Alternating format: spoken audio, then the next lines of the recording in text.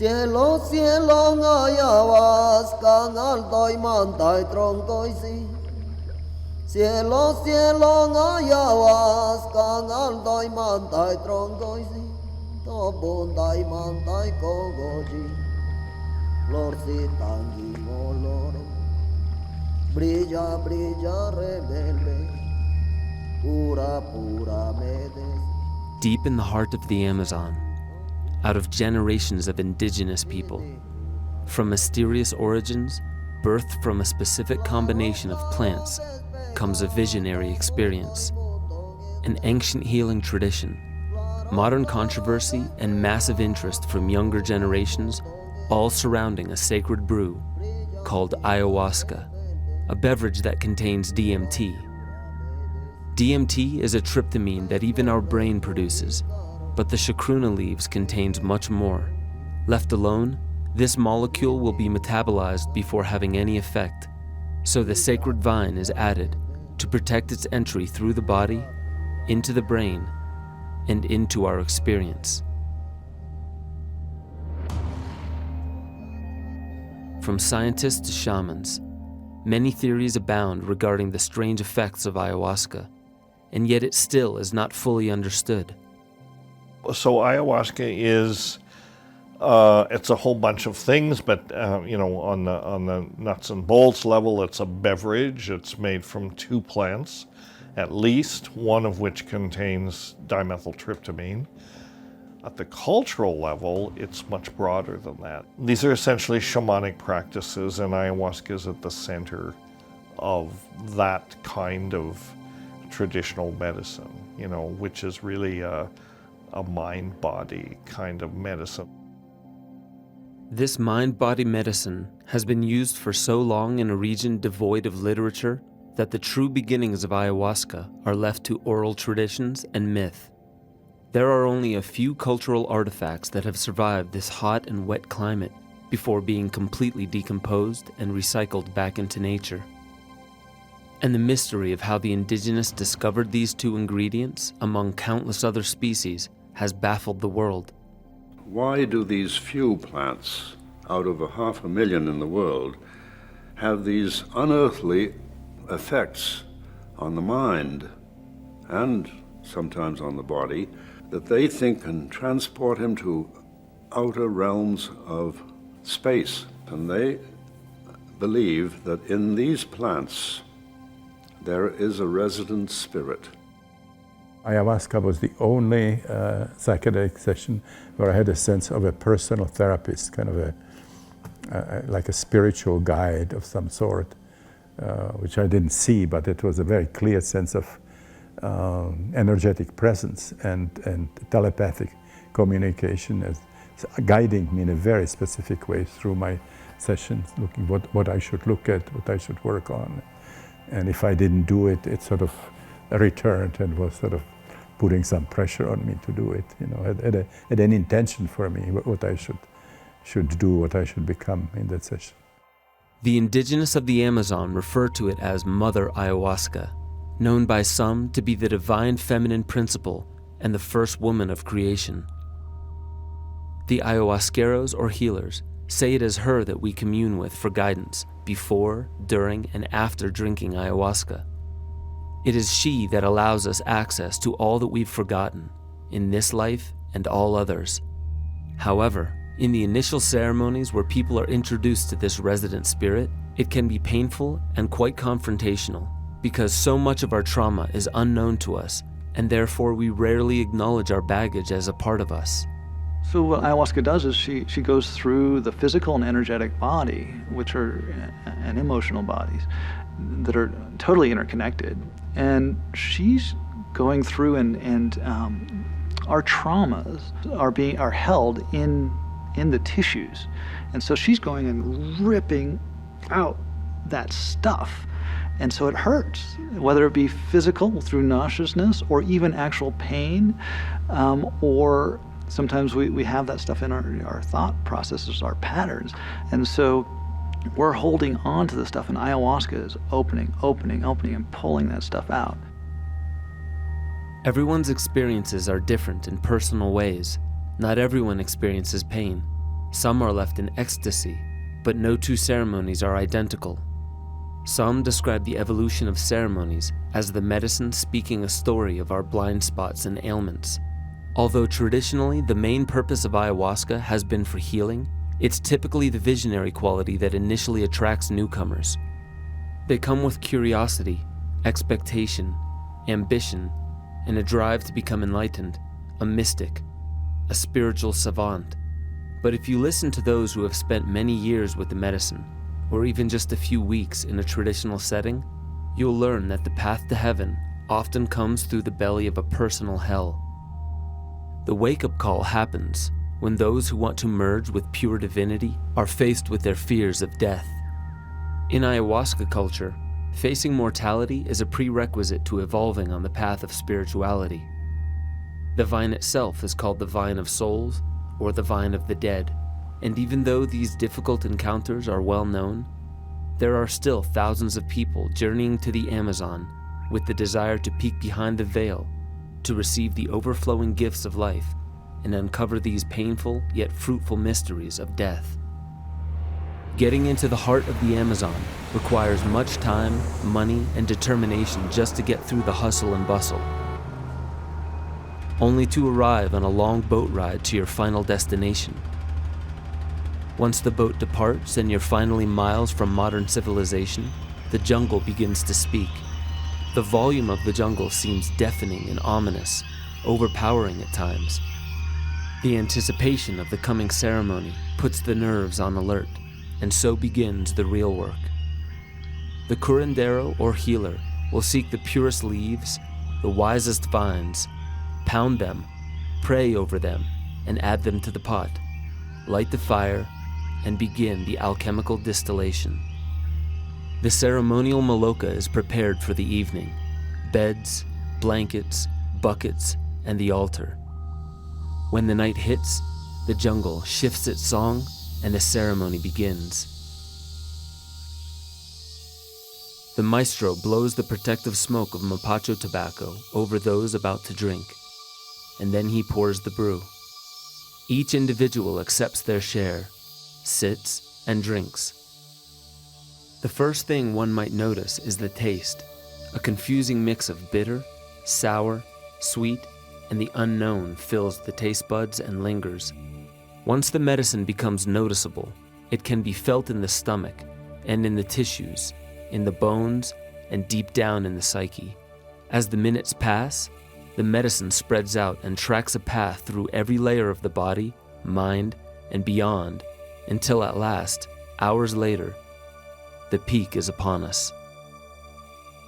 The peak usually lasts roughly for an hour or two, but it is also known to come in waves.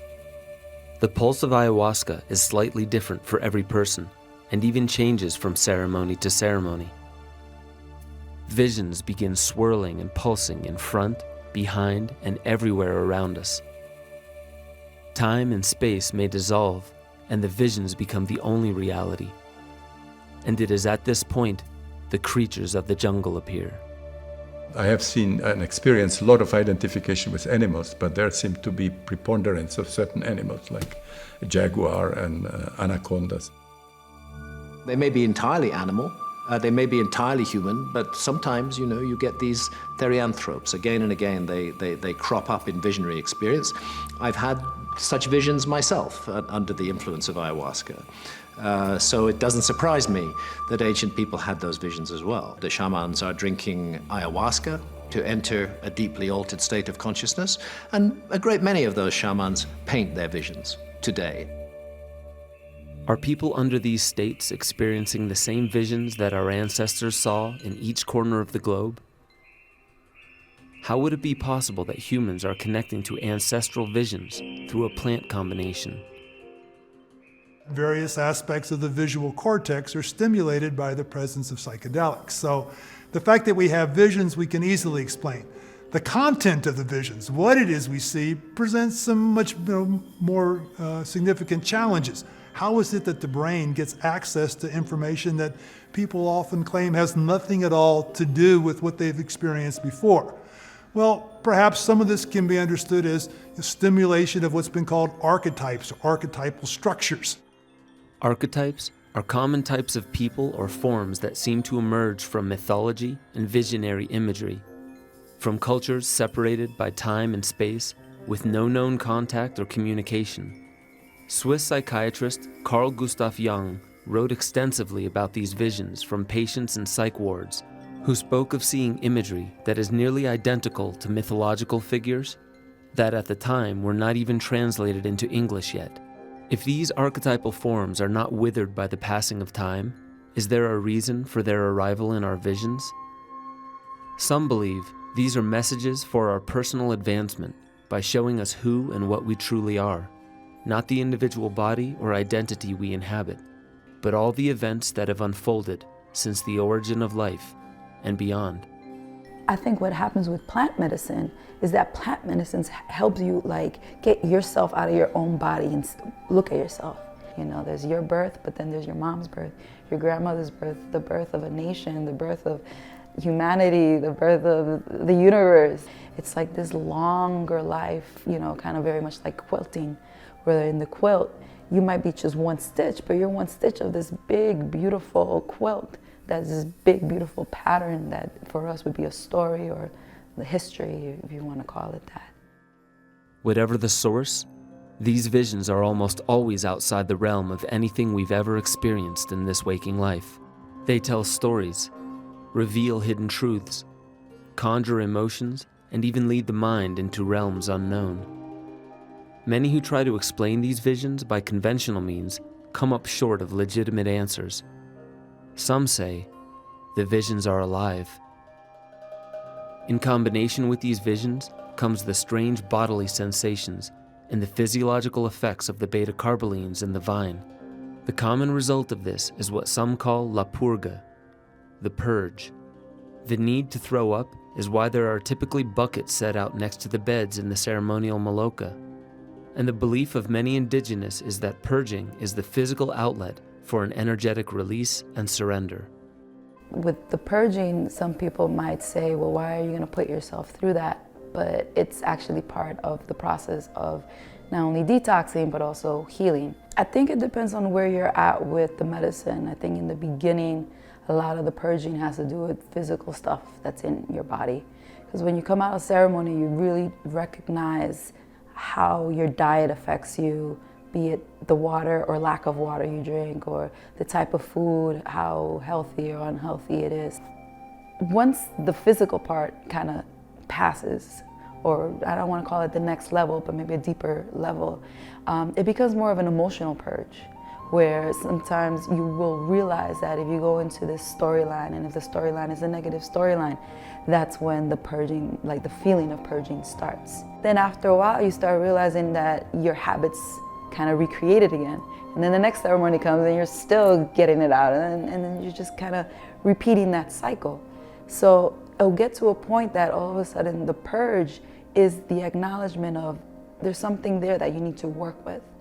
Working with discomfort, the trauma, and unknown aspects of the psyche is not a modern Western approach where most medicines dull pain, mask symptoms, and require no work after being taken. Ayahuasca, on the other hand, is impossible to take and forget about, and requires the courage, strength, patience, and understanding to face the darkest aspects of us that we've forgotten. We want to develop, we want to know ourselves, and it helps to surrender to yourself, in fact, because what ayahuasca is, it is a jungle medicine that opens up your own subconscious. So if you see beauty, then you deserve to feel that before you can maybe be confronted with your behavior that is not always beautiful. When you see darkness, it may indicate that there is some shadow energy in you that needs to be digested. The strange ability for ayahuasca to introduce you to your own shadow in a detached and unique way is why the indigenous have used it as a form of mind-body medicine for millennia. Some of the most profound revelations under the medicine often come once the purging is over, once the difficulty and discomfort subsides, and the medicine begins the softer part of the journey, in which the shattered pieces of the story we've told ourselves begins to reassemble into a more humbling, more real, and holistic narrative. The ceremony concludes. The morning comes, a recommended period of silence to reflect, and then the group comes together and the sharing begins. The sharing after a ceremony is integrating the whole experience. After an ayahuasca ceremony, you don't just continue in daily life. You're changed. There is this neuroplasticity in the mind that makes you change after every experience, and this is a major experience. Part of the ayahuasca in the West, as well as when you do these ceremonies together, you hear other people's pain, you hear their purging, and you hear their connection, and you feel interconnected, and you come out and you're very bonded. There's been one test I know that Dennis McKenna and Charles Grob and others did a few decades ago now with the Ayahuasca Project, looking at one of the ayahuasca churches in South America. And it wasn't just that the ayahuasca was increasing the serotonin in the brain, which it was on a neurochemical level. They felt more integrated and more connected because their community were all doing ayahuasca together. What ayahuasca can really do, they say it can be like, 10 years worth of therapy in one night. Because when you're in therapy in the West, you're talking and you're engaging the intellect, but ayahuasca makes permeable your unconscious, it opens the heart more, and it becomes very visible. Anything you've been holding in your energetic field, anything emotionally or you've suppressed can come up, and it comes up in a way that you're not attached to it, so you can entertain it and go through the psychotherapy sort of experience, and then you can let go of it. Another South American ayahuasca study was conducted by Terrence's brother, Dennis, to evaluate the therapeutic value of this plant mixture in a modern context. And we found in our ayahuasca study in Brazil that long-term users of ayahuasca had an upregulation of the serotonin transporter. When we got into it, it turns out that deficits in those transporters are linked to all kinds of pathologies. Alcoholism, suicidal ideation, intractable depression, all of the things, in fact, that ayahuasca is good for treating. So that can't be coincidence. It looks like ayahuasca can actually reverse these deficits over time and really, not just control the symptoms, but actually repair the brain at some fundamental level. So that's a remarkable thing. Family physician and ayahuasca researcher Dr. Joe Tafur has been looking at epidemics across the U.S. as having a common origin. Whether it's anxiety or PTSD or addiction or depression or even psychosomatic things like migraine, they have problems in their emotional processing, and that the psychedelics and plant medicines are an interesting way to approach such problems. I suffered from pretty severe childhood trauma and carried around this trauma with me for years, not really recognizing, what was going on. It wasn't until I was in my really late 40s that I really recognized this. And I had a series of ayahuasca experiences that really took me into it, really made me face the trauma. And one of the primary symptoms of the trauma was fear. That I had this kind of, continuous anxiety, this running fear with me for years. The ayahuasca spirit just literally talked to me and said to me, hey, you have a problem with this? Hey, let's work this out. Hey, come on, I'm going to teach you. I'm taking you to warrior school. We're going to get rid of those fears. And for the next 4 hours, confronted me with just fear after fear, all my deepest fears. We have evolved out of tune. There's an enzyme problem that is caused us to fail to suppress the ego, and then this creates a spectrum of cultural effects that drives us all nuts. And so they have a kind of psycholytic therapy to correct that. And isn't it interesting that the fix turns out to be not a drug, but a shifting of the ratios of neurotransmitters already present in the organism? The tuning and harmony of neurotransmitters cause for the inner atmosphere of the body to become suitable for physical and psychological relaxation and a rewiring of thought patterns. However, the strongest and most lasting effects neurologically happen in the gut. The enteric nervous system has about 100 million neurons, similar to what dogs have in their brain. This neurology is in communication with the microbiome, or colonies of bacteria in the gut, that are integral to our health and even our impulses. It is believed by ayahuasca shamans that the real medicine is not the brew itself. And in the jungle, if you talk to the maestros and they say, oh, you want to study the medicine? Dieta, dieta, dieta. They don't say ayahuasca, ayahuasca, ayahuasca. What they say, if you really get down with them, is that the diet is everything, and that you're a tourist and you're here for a few weeks, and yes, we'll give you ayahuasca. But what this is really about is controlling diet over a period of months, even years, and taking a regular regimen of this stuff and transforming yourself into some kind of other person. In the Shipibo tradition, a dieta is to go through this kind of restrictive phase with your food, no salt, no sugar, no dairy, no hot, spicy, no greasy, no oily, no red meat, no pork, in some cases no chicken. It's this kind of purification, this period of sacrifice. And then while you're doing that, you're taking this other plant that most likely is not psychoactive at all in any measurable form, but you take it every day or in some kind of format, and so you're connecting to the spirit of that plant through the diet. The indigenous believe that it is this other tea of dieted plants that adds another layer of intelligence and guidance to the ceremonial healing journey. A deeply revealing truth can be seen in the importance of a dieta. Most every health concern in the modern world that is preventable due to lifestyle comes down to what we feed our bodies. Ayahuasca has gained a lot of popularity as a healing medicine, which it surely is, but only when taken in conjunction with a plant-based diet and listening for the messages that the plants impart. The more one listens, the more it is evident that these plants actually have their own language and are attempting to teach and prepare the body and mind for ayahuasca. But the indigenous, as well as Westerners who've devoted their lives to this culture and medicine, believe these master plants don't speak in a dry language, but rather in a way that sings to our higher faculties of perception. The songs that are sung are called icaros and have particular meaning to the healers of the Amazon.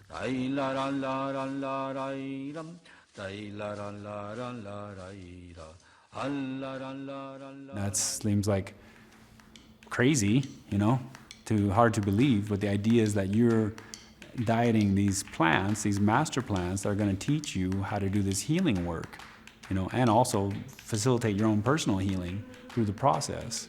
And that's going to be where you learn how to sing these songs from, Like I said, it's hard to believe. I wouldn't believe it if somebody told me that, but that was my personal experience. Maestro Gume was born and raised in the ayahuasca healing traditions and relates his family's process of introducing him to the plants. Las plantas medicinales te enseñan todo, cómo puedes hacer, cómo puedes llegar, cómo puedes entender más, con más tranquilidad. Por eso, para que seas un buen maestro, tienes que tener paciencia para que llegues a tenerlo eso, porque si tú lo haces locamente, no hay nada. Porque él me dijo, yo ahijado, las plantas medicinales me enseñaban cómo hacer, me mostraban espiritualmente y ellos mismos me explicaban cómo puedo hacer. Y de esa manera mi padrino aprendió la vida, lo que es de la medicina vegetal y las heridas que él tenía en las piernas se curó totalmente. By modern reductionist beliefs, it would sound crazy that these plants are wise teachers that gift healing songs to the students or shamans. Several origin myths of ayahuasca claim that these plants are the ones that instructed the humans on how to make the brew, and they did so not through human language, but through song. The imagery in several ayahuasca cultures actually illustrate the visual appearance of the songs themselves, and it is said that the songs of the master plants are sung during ceremony to guide ayahuasca into the psychological root of the illness. Well, we know that music entrains the brain in certain ways, and so do the psychedelics. So music can be used to augment the effects of the psychedelics. And this was well recognized by the shamans. They often viewed it as the spirits are being called in by the music. These people have some kind of authenticity that you can absolutely feel. It's in the voice. I met many ayahuasqueros, and the good ones all had this voice thing going on, that they could cast their voice way back in their throat, and they kind of purr.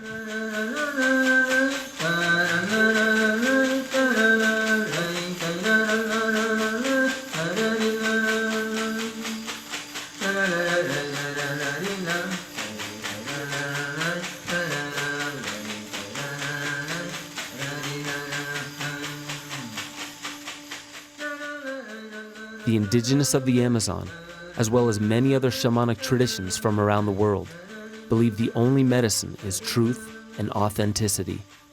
Whether that comes through a shaman's particular vocal vibration, a movement of energy through dance, a cleansing of the body through diet, or even the mind-opening properties of psychedelic plants, truth and authenticity is a state of being that a human can surrender to or continue to defend against. But if one is open to acknowledging their blind spots, a new state of being unfolds. It's a flowing with the energy of life, and I think that's why people have so much synchronicity after they have experienced ayahuasca or have experienced these kinds of medicines. You start to run into events in your life, and it seems like you just surrender to the flow, and it takes you exactly where you need to go. And this is why ayahuasca has not simply remained in the jungle, but has spread across the world, and also why the culture stays traditional in some regions, yet evolves and updates in others. The UDV and Santo Daime churches have been established for semi-traditional and even syncretic uses of ayahuasca. Even the Native American church that originally protected peyote use has now included ayahuasca. Some say that ayahuasca is growing beyond the jungle, first through awareness, and now being grown in many different locations, causing not only the medicine to spread, but the cultural mindset of being one singular species on a turbulent and rapidly changing planet. Very often, I'm surprised how common it is for people to, come to South America, for example, take ayahuasca, and they come back with this really broadened perspective about how we fit into nature. As global culture rediscovers these ancient medicines, we're also rediscovering the traditions behind them, which is a good thing because they do have traditions. And that's something that, as a society we lacked, I think, when in the 60s we didn't really understand that. Now we do. So we're adapting shamanism to our own purposes and developing variations of shamanism that may not be traditional, but they're more appropriate for who we are at this time. Perhaps looking at the world in new ways, relating to all nature as if it's an extension of ourselves, is the real medicine for the people. Not just through the visionary features of ayahuasca, but also through the master plants of the jungle that the shamans diet to teach them the mysteries. Perhaps the jungle really does speak, or sing the messages of Gaia that must be heard sooner or later. And all those singing and living that message are embodying the medicine, the truth and authenticity that the world needs most. Stepping aside from dogmas and experiencing real moments of connection, real compassion for others, lucid reflection upon global issues, and inspiration for future endeavors. Through visions of animal guides, spirits, and entities, this path is not for the tourist, not for the curious. This path is for those who have accepted and committed themselves to the health of all beings and the whole planet. Up next, we explore the unique enlightening fast phenomena of the DMT experience and the strange inhabited feeling of this space.